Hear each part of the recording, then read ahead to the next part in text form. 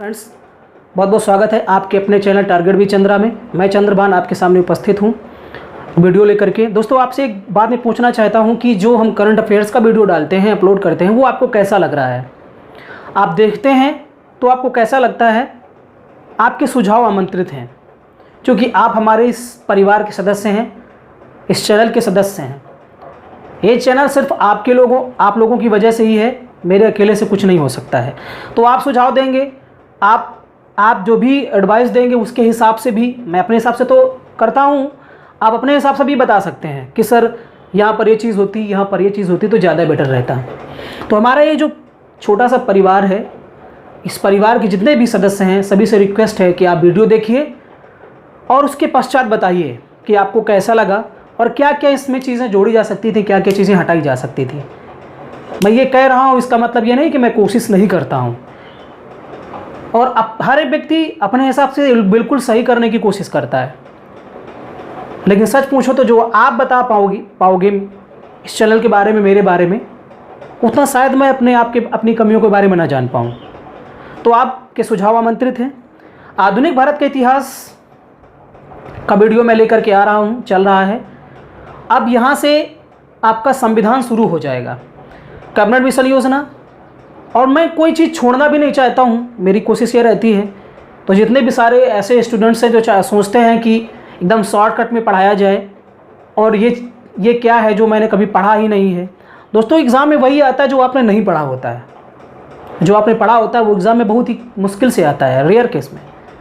तो अब जो मैं पढ़ा रहा हूँ ऐसा तो है नहीं कि वो कहीं अलग से मैं बना दूँगा। बहुत सारी चीज़ें ऐसी हैं, जैसे कि अब यहाँ पर ये टॉपिक आपका कैबिनेट मिशन योजना है। इसके पहले भी एक टॉपिक आता है आपका भारत में आम चुनाव 1945-46।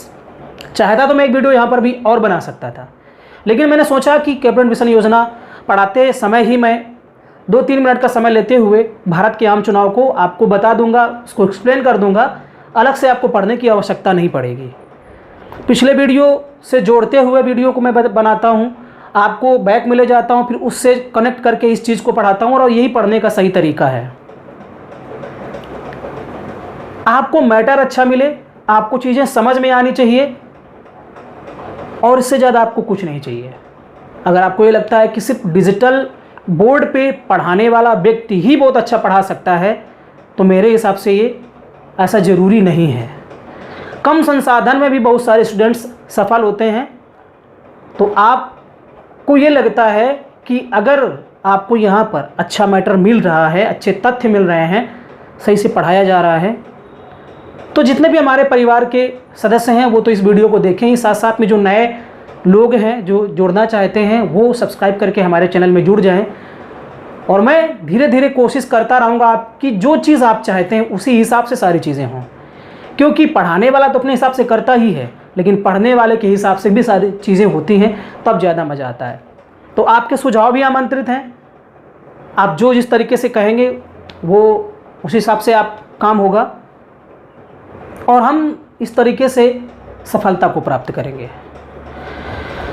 तो आइए शुरू करते हैं। पिछले वीडियो की बात करें तो पिछले वीडियो में हम लोगों ने वेबल योजना के बारे में पढ़ा। लॉर्ड वेबल योजना लेकर के आते हैं, प्रस्ताव लेकर के आते हैं, बहुत सारी बातें उसमें बताते हैं। उसके पश्चात वेबल योजना के तहत ही शिमला में सम्मेलन होता है, जिसमें सभी सर्वदलीय दलों की बैठक होती है। और वहाँ पर होता क्या है कि सब अपने अपने स्वार्थ के चक्कर में रहते हैं, और वो जो सम्मेलन है वो सांप्रदायिकता की भेंट चढ़ जाता है, और इस तरीके से वो असफल हो जाता है। लॉर्ड वेबल 1945 जुलाई 1945 में वापस चले जाते हैं।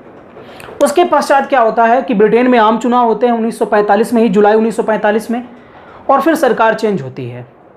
हालांकि पार्टी वही लेबर पार्टी थी, लेकिन इस बार प्रधानमंत्री बनते हैं क्लीमेंट एटली, विंस्टन चर्चिल की जगह पर। लेबर पार्टी शुरू से भारत के लिए उदारवादी दृष्टिकोण रखती थी। वो हमेशा चाहती थी कि भारत के लोगों को संवैधानिक अधिकार दिए जाएं, राजनीतिक अधिकार दिए जाएं, सामाजिक अधिकार दिए जाएं। और इसी के तहत सरकार बनने के पश्चात क्लीमेंट एटली ने वेबल को बुलाया और फिर उनसे पूछा कि भारत को किस तरीके से ये सारे अधिकार दिए जाएं। और उसके पश्चात, बैठक के पश्चात ही ये डिसीजन लिया गया कि अब भारत के प्रांतीय और केंद्रीय विधानसभाओं के चुनाव करवाए जाने चाहिए। और वो चुनाव क्यों करवाए जाने चाहिए? ताकि उन चुनाव से चुने गए जो प्रतिनिधि हैं वो बाद में संविधान सभा में सदस्य बनेंगे और संविधान सभा का गठन हो पाएगा। और 1945-46 में भारत में आम चुनाव भी होते हैं। कुल मिलाकर के 1585 सीटों में चुनाव होते हैं, जिसमें से कांग्रेस को 923, मुस्लिम लीग को 425, 123 आपके अन्य रहते हैं और 114 पे आपके निर्दलीय लोग रहते हैं। तो इस तरीके से 1585 सीटों पर चुनाव संपन्न होता है। और जैसा कि मैंने बताया कि सबसे बड़े पार्टी के रूप में कांग्रेस उभरती है 923, लेकिन सेकंड नंबर पर आपका मुस्लिम लीग रहती है। इसी के साथ साथ आपके केंद्रीय विधानसभाओं के चुनाव संपन्न होते हैं, जहां पर भी आपका कांग्रेस को ही ज़्यादा सीटें मिलती हैं, 59, 102 में से 59 कांग्रेस को, 30 आपके मुस्लिम लीग को, बाकी पर अन्य दल और निर्दलीय रहते हैं। इन चुनावों से एक बात तो एकदम साफ हो जाती है कि मुस्लिमों की अगर सबसे बड़ी कोई संस्था है तो वो आपकी है मुस्लिम लीग, सेकंड नंबर पर पार्टी रहती है वो। तो यहाँ पर ये बात तो एकदम साबित हो जाती है कि अगर मुस्लिमों की पार्टी है तो वो कौन सी है आपकी मुस्लिम लीग है। तो इस हिसाब से होता क्या है कि एक बात ये यहाँ पर क्लियर हो जाती है कि पाकिस्तान की जो मांग है वो मांग अब प्रबल रूप धारण करती है और पाकिस्तान के निर्माण के लिए आगे क्या करती है, प्रेरित करती है। तो यहाँ से ये तो एकदम क्लियर हो गया कि पाकिस्तान का निर्माण तो होके ही रहेगा, क्योंकि मुस्लिमों की एक नई पार्टी मुस्लिम लीग जो है, जो वो कांग्रेस के बराबर तो सीटें नहीं पाती है, लेकिन फिर भी सेकंड नंबर पर बराबर का टक्कर देती है। तो ये था आपका भारत में प्रांतीय चुनाव 1945-46 में जो होते हैं। उसके बाद में आपका कैबिनेट मिशन आता है। कैबिनेट मिशन आता है और इसके तहत क्लीमेंट एटली ने क्या किया था कि 14 मार्च 1946 ईस्वी को प्रधानमंत्री क्लीमेंट एटली ने घोषणा की थी कि ब्रिटिश सरकार भारत के सांप्रदायिक एवं राजनीतिक गतिरोध को दूर करने के लिए कैबिनेट मिशन भारत भेजेगी। और इस तरीके से क्लीमेंट एटली के द्वारा कैबिनेट मिशन भारत भेजा भी जाता है। और इसके सदस्य रहते हैं सर स्टैफोर्ड क्रिप्स, 3 सदस्य रहते हैं इसके। पहला नंबर सर स्टैफोर्ड क्रिप्स, वही जो क्रिप्स प्रस्ताव लेकर के आए थे। दूसरे लॉर्ड पैथिक लॉरेंस रहते हैं, जो कि भारत सचिव थे। और तीसरे व्यक्ति रहते हैं A.V. अलेक्जेंडर, जो कि नौसेना मंत्री थे। तो ये 3 लोग भारत आते हैं। और भारत कब आते हैं, ये मिशन भारत कब पहुंचता है, 24 मार्च 1946 ईस्वी को ये कैबिनेट मिशन भारत पहुंचता है। और उसके पश्चात 16 मई 1946 ईस्वी को ये अपनी रिपोर्ट प्रस्तुत करता है। कौन, कैबिनेट मिशन। इसका नाम कैबिनेट मिशन इसलिए पड़ा क्योंकि इसका मुख्य उद्देश्य था अंतरिम सरकार का गठन करना, कैबिनेट का गठन करना, ये उसका उद्देश्य था। और इसी वजह से इसका नाम कैबिनेट मिशन पड़ता है, जो कि क्लीमेंट एटली के द्वारा भेजा गया था। और ये 3 सदस्य भारत आते हैं। अब इंपॉर्टेंट फैक्ट सबसे ज़्यादा यहाँ पर यह है कि अब इस कैबिनेट मिशन योजना के तहत किन किन प्रावधानों की बात की जाती है, कौन कौन से प्रावधान रखे जाते हैं, तो हम लोग वो बातें पढ़ेंगे। देखिए, पहला पॉइंट आपका है कि संविधान सभा का गठन प्रांतीय विधानसभा सदस्यों द्वारा अप्रत्यक्ष निर्वाचन प्रणाली द्वारा किया जाएगा, न कि वयस्क मताधिकार के द्वारा। अर्थात प्रांतों की जो विधानसभाएं हैं वहां से जो सदस्य चुने जाएंगे, वही सदस्य अब क्या करेंगे कि संविधान सभा के लिए जो चुनाव होंगे उसमें वोट दे सकते हैं। जैसे इसको आप अगर एग्जाम्पल की दृष्टि से समझना चाहते हैं तो जैसे राष्ट्रपति का चुनाव होता है, पहले हम लोग विधानसभा के सदस्य बनाते हैं, लोकसभा के सदस्य बनाते हैं, उसके पश्चात ये लोग क्या करते हैं, राष्ट्रपति को चुनते हैं अप्रत्यक्ष निर्वाचन प्रणाली के द्वारा। तो यही व्यवस्था यहाँ पर लगभग यही व्यवस्था यहाँ पर आपको दिखाई देती है कि प्रांतों में जो चुनाव होंगे और उन प्रांतों में जो सदस्य चुने जाएंगे वही अब संविधान सभा का गठन करने में सहायक होंगे या वही चुनेंगे अपने संविधान सभा के सदस्यों को। यहाँ पर वयस्क मताधिकार के द्वारा चुनाव नहीं होगा, ये बात यहाँ पर कही गई पहले पॉइंट में आपकी कैबिनेट मिशन के। दूसरा पॉइंट है, अब बात ये थी कि ये जो संविधान सभा के सदस्य होंगे, चूंकि आपको पता है कि सीटों का आवंटन जनसंख्या के आधार पर होता है। उत्तर प्रदेश में 80 लोकसभा सीटें हैं, सबसे ज़्यादा हैं। इसका मतलब साफ साफ यही है। राज्यसभा की 31 सीटें हैं, अगर बात करें विधानसभा की तो 404 हैं। इसका सीधा सा मतलब यह है कि उत्तर प्रदेश की जनसंख्या अन्य राज्य हैं उनसे ज़्यादा है।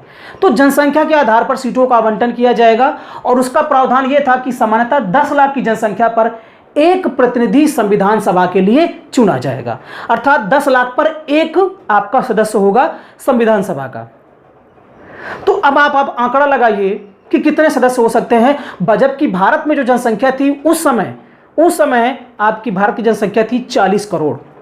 आज तो लगभग 1 लाख आपका 130 करोड़ जनसंख्या है, लेकिन उस समय मात्र 40 करोड़ जनसंख्या थी। तो इस हिसाब से 10 लाख पर एक प्रतिनिधि चुना जाएगा। जनसंख्या के आधार पर ही स्थानों का आवंटन किया जाएगा। मैंने पहले ही बताया, प्रांतों के लिए अलग संविधान के निर्माण का प्रावधान होगा। ये थोड़ा सा जो आपका पॉइंट्स है ये थोड़ा सा अलग दिख रहा है, जो कि दिक्कत पैदा कर सकता है। फिर वही बात आ जाएगी यहाँ पर कि अलग प्रांत जो है वो अपना अलग संविधान बना सकते हैं। तो ये थोड़ा सा यहाँ पर जो पॉइंट्स है वो कैबिनेट मिशन का गलत होता है। अब हम लोग जो बात करते हैं आगे कि संविधान सभा की कुल सदस्य संख्या 389 निर्धारित की गई थी। अब आपको ये बहुत कम लोगों को पता होगा, सिर्फ रट्टा मार लेते हैं कि 389 थी। 389 का मतलब कैसे हुआ आप निकाल सकते हैं। 10 लाख पर एक, 10 लाख पर जब एक प्रतिनिधि की बात करेंगे और 40 करोड़ जनसंख्या है तो लगभग जो आपके सदस्य बनेंगे, जो सीटें बनेंगी वो आपकी 389 ही बनेगी। आप अपना कैलकुलेशन करके देख सकते हैं। अब इन 389 में किस तरीके से इसका विभाजन किया गया है उसके बारे में देखते हैं। देखिए 389 में 292 तो आपका ब्रिटिश प्रांतों से होंगे, 93 जो है वो देशी रियासतों से होंगे जो मनोनीत होंगे, इनका चुनाव नहीं होगा। 4 आपके चीफ कमिश्नरी जो आपके प्रांत हैं वहाँ से होंगे। चीफ कमिश्नरी प्रांत जैसे कि वर्तमान में आप जो केंद्र शासित प्रदेश हैं उस हिसाब से आप इसको समझ सकते हैं। चीफ कमिश्नरी का मतलब जैसे कि आज वर्तमान में केंद्र शासित प्रदेश होते हैं, वैसे ही उस समय 4 आपके चीफ कमिश्नरी प्रांत हुआ करते थे, जो कि आपका नंबर 1 दिल्ली, नंबर 2 अजमेर मेरवाड़ा, आपका नंबर 3 कुर्ग जो कि कर्नाटक में है, और नंबर 4 आपका बलूचिस्तान जो वर्तमान में पाकिस्तान में है। ये 4 आपके चीफ कमिश्नरी प्रांत हुआ करते थे। तो कुल मिलाकर के संख्या कितनी हो गई आपकी 389, आप जोड़ करके देख सकते हैं। 292 ये, 93 ये और 4 ये जोड़ करके आपका 389 आएगा। अब यहाँ पर ब्रिटिश प्रांतों की अगर बात करें जो 292 हैं और 4 ये, क्योंकि ब्रिटिश सरकार का यहाँ पर सीधा नियंत्रण था, तो अब 292 ब्रिटिश प्रांतों से और 4 चीफ कमिश्नरी से, तो कुल मिलाकर के 296 हो गए। यहाँ आपको फैक्ट समझने की बेहद आवश्यकता है क्योंकि किताबों में पढ़ने से समझ में नहीं आता है। ये 4 चीफ कमिश्नरी और ये 292 ब्रिटिश प्रांत, यहाँ का मतलब ये है कि यहाँ डायरेक्टली जो है अंग्रेज सरकार शासन नहीं करती है, जबकि यहाँ पर डायरेक्टली उनका शासन वायसराय का था, यहाँ पर नहीं था, है ना। तो इसका मतलब ब्रिटिश प्रांत तो ये था ही, ब्रिटिश प्रांत का मतलब भारत के जो प्रांत थे उसमें से। तो इन ब्रिटिश प्रांतों से और ये 4 जो चीफ कमिश्नरी हैं इनको मिलाकर के 296 हो गए। अब इनका विभाजन कैसे किया गया था उसको देखते हैं। देखिए 213 जो है वो सामान्य लोगों के लिए थी, मुसलमानों के लिए 79 सीटें और सिखों के लिए 4 सीटें। तो इस हिसाब से इसका विभाजन किया गया था। तो आपको दोस्तों समझ में आया होगा ये। हालांकि मैं जब संविधान सभा का गठन पढ़ाऊंगा तो एक बार फिर आपको दोबारा ये चीज़ें बताऊंगा तो एकदम क्लियर हो जाएगा। ये व्यवस्था थी कि 389 किस तरीके से होंगी। साथ साथ में संविधान सभा में महिला सदस्यों की संख्या कुल कितनी थी? 15। कई बार एग्जाम में पूछा गया है तो ये चीज़ आप याद रखिए। हालांकि जब मैं संविधान सभा बताऊंगा तो वहाँ पर आपको बताऊंगा कि इन 15 महिलाओं में से पहली बार जब संविधान सभा की बैठक होती है तो मात्र जो आपके वही 7 लोग, जो 7 महिलाएं थी वो केवल यहाँ पर आपके भाग लेती हैं। वो मैं आपको संविधान सभा का गठन जब होगा तब बताऊंगा। लेकिन कुल संख्या, टोटल संख्या महिलाओं की 15 थी, इतना आप जान लीजिए।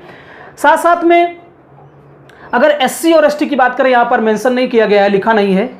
एससी के लिए 26 सीटें, एसटी के लिए आपका 33 सीटों का प्रावधान किया गया था।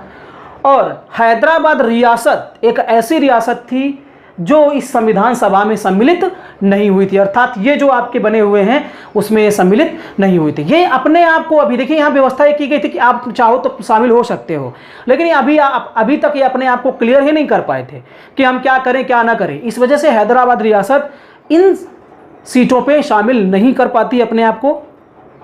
और इसके बाद क्या होता है हैदराबाद रियासत के लिए, वो फिर हम अगले वीडियो में पढ़ेंगे जब आगे बढ़ेंगे तब। तो इस हिसाब से ये आपका जो कैबिनेट मिशन है और उसके ये सारी चीज़ें हो जाती है। उसके पश्चात फिर क्या होता है मैं आपको बता दे रहा हूँ, आपको पहले से ही भूमिका बनाए दे रहा हूँ ताकि अगला वीडियो पढ़ने में आपको समझ में आ जाए। अब क्या होता है कि कैबिनेट मिशन योजना के तहत ही संविधान सभा के गठन के लिए चुनाव होते हैं। अब इन संविधान सभा के जो चुनाव होते हैं यहां पर कांग्रेस सरकार जो है वो पूर्ण बहुमत में आ जाती है और कांग्रेस को क्लेमेंट एटली ने क्या किया कि अंतरिम सरकार बनाने के लिए आमंत्रित किया। देखिए वो आपके प्रांतों के चुनाव थे और इसके बाद प्रांतों के चुनाव में जो सदस्य बने थे वही लोग संविधान सभा के गठन में चुनाव करेंगे। तो वे जो चुनाव आपका होता है कैबिनेट मिशन के तहत उसमें कांग्रेस को पूर्ण बहुमत मिलता है और लीग को बहुत कम सीटें मिलती हैं। अब ऐसी स्थिति में जब अंतरिम सरकार के गठन का आमंत्रण दिया जाता है कांग्रेस को, तो कांग्रेस ने तो मुस्लिम लीग को बुलाया सरकार बनाने के लिए, आप भी हमारे साथ शामिल हो जाइए, लेकिन मुस्लिम लीग इसमें शामिल नहीं होती है और 16 अगस्त 1946 ईस्वी को क्या करती है कि प्रत्यक्ष कार्यवाही दिवस के रूप में मनाती है। और प्रत्यक्ष कार्यवाही दिवस क्या है, इसमें बहुत सारा खून खच्चर होता है, बहुत सारे लोग मारे भी जाते हैं, इस तरह की घटना होती है। तो इसके बारे में हम नेक्स्ट वीडियो में पढ़ेंगे, पूरा डिटेल से पढ़ेंगे। तो देखते रहिए आपका टारगेट विद चंद्रा चैनल जो है, और इससे आपको जो ज्ञान है वो मिलता रहेगा। और इसी तरीके से आधुनिक भारत का इतिहास आपका खत्म हो गया और आपका जो पॉलिटिकल साइंस है अर्थात जो आपका कॉन्स्टिट्यूशन है उसकी शुरुआत यहाँ पर हो चुकी है। तो दोस्तों बहुत बहुत धन्यवाद वीडियो देखने के लिए। नमस्कार।